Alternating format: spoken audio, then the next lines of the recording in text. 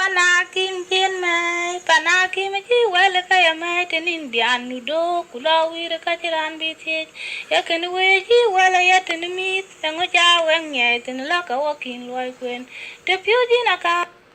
kaya tuan. Con quen ba jotum akim ti amon mon ger ke gaya le war pirtuan ke jaman ke na karan tia to mun to ge kimnen e ge na pin kim din wen ka be ka we ki be ka ke ga la ra go kurian chir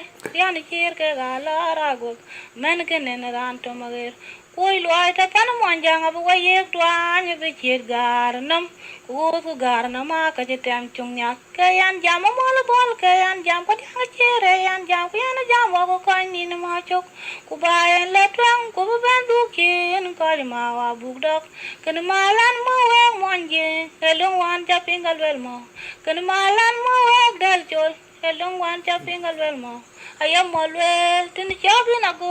bago ku yin ba to ju wer ma ka bet in ba tu wa ga dum na lo kwe duang ka yin ya wir bala mo na lo pot yin ya me ku ye ge chen tang ba won mo temro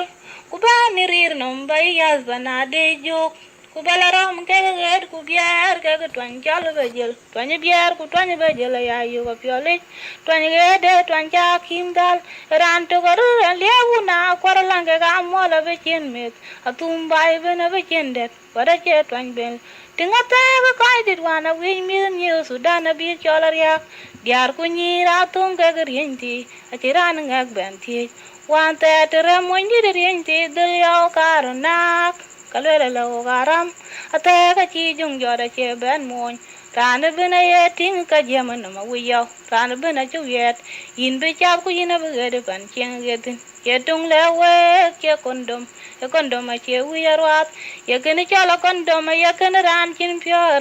pyo wel nam bin wel chuk dan ya ki pan nar ya ye ken ran a kwan ba je che mon ai ran de po ka ngi ra ti de barati de panu ba kan nuam nuti barka dala le we twan je bana raja pe de mo ni kurin ti kula ni ku diar twan je bana che twan ben go go je men wan go ko ma su